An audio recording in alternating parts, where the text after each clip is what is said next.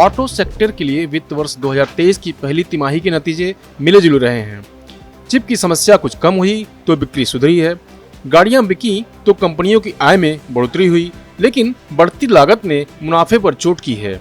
बढ़ती लागत के चलते ऑटो कंपनियों ने गाड़ियों के दामों में बढ़ोतरी की। ऑटो कंपनियों की बेहतर आय की एक वजह यह भी रही। इसके अलावा वैल्यू एडेड प्रोडक्ट्स की अच्छी मांग और कंपनियों की ओर से नए लॉन्च के चलते ऑटो और ऑटो एंसिलरी कंपनियों की आय भी बेहतर हुई है। ऑटो कंपनियों की आय तो बढ़ी, लेकिन बढ़ती लागत ने कंपनियों के मुनाफे बाजार पर चोट पहुंचाई। कंपनियों में मुनाफे बाजार के अनुमान से कम रहे। कंपनियों ने खर्च घटाया, लेकिन कमोडिटी की बढ़ती कीमतों से मार्जिन पर दबाव रहा। टाटा मोटर्स को छोड़कर ऑटो कंपनियों का कामकाजी मार्जिन तिमाही आधार पर 0.9% घटकर 10.5% रहा। बाजार का अनुमान 11.5% का था। JLR के खराब प्रदर्शन से टाटा मोटर्स को 6500 करोड़ रुपए का घाटा हुआ।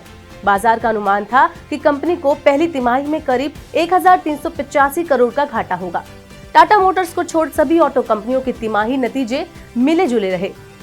माल ढुलाई पर ऊंचा खर्च और सप्लाई की दिक्कतों से एक्सपोर्ट पर नकारात्मक असर पड़ा है। हालांकि चिप शॉर्टेज की दिक्कतें कुछ कम होने से पैसेंजर व्हीकल, प्रीमियम बाइक और LCV की बिक्री से उत्पादन में सुधार हुआ है। EV के भी ग्राहक बढ़े हैं। सरकारी सब्सिडी से जुड़ी रियायतों और इंफ्रा पर खर्च से इलेक्ट्रिक व्हीकल्स की मांग पहली तिमाही में मजबूत रही है। पहली तिमाही में ऑटो और ऑटो एंसिलरी कंपनियों ने EV के प्रोडक्ट डेवलपमेंट और क्षमता विस्तार पर निवेश की घोषणा भी की है। चलिए बात करते हैं ऑटो सेक्टर की आगे की राह कैसी रहेगी। आने वाली तिमाही में ऑटो सेक्टर के लिए कुछ चुनौतियां उभर कर सामने आ रही हैं। इनमें बढ़ती महंगाई से मांग पर असर, महंगे होते कर्ज, चिप शॉर्टेज और ट्रांसपोर्टेशन का बढ़ता खर्च प्रमुख है। इसके अलावा जियोपॉलिटिकल टेंशन भी सेक्टर के सेंटिमेंट्स पर असर डाल रहा है। ग्लोबल और घरेलू ऑटो कंपनियों को अगले 1 से 2 साल में चिप शॉर्टेज की स्थिति धीरे धीरे सामान्य होने की उम्मीद है। यही वजह है कि कंपनियों के मैनेजमेंट ने मध्यम अवधि में मजबूत मांग का भरोसा जताया, पर चिप शॉर्टेज और जियोपॉलिटिकल टेंशन की चिंता भी जाहिर की है। इकोनॉमी की स्थिति सामान्य होने से बस और 3 व्हीलर बिक्री में मजबूत वापसी संभव है। मजबूत मांग और सरकार के इंफ्रा पर खर्च से मध्यम अवधि में MNHCV और PV सेगमेंट से अच्छे प्रदर्शन की उम्मीद है।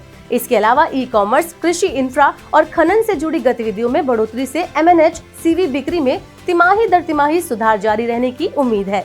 फाइनेंशियल ईयर 2023 में बेहतर बिक्री से बैटरी और टायर कंपनियों को भी मदद मिलने की उम्मीद है। शेर खान ब्रोकरेज का नजरिया ऑटो सेक्टर के लिए पॉजिटिव है। ब्रोकरेज फर्म का मानना है कि शादियों, त्योहारी सीजन और ग्रामीण मांग में सुधार का फायदा इस सेक्टर को मिलेगा।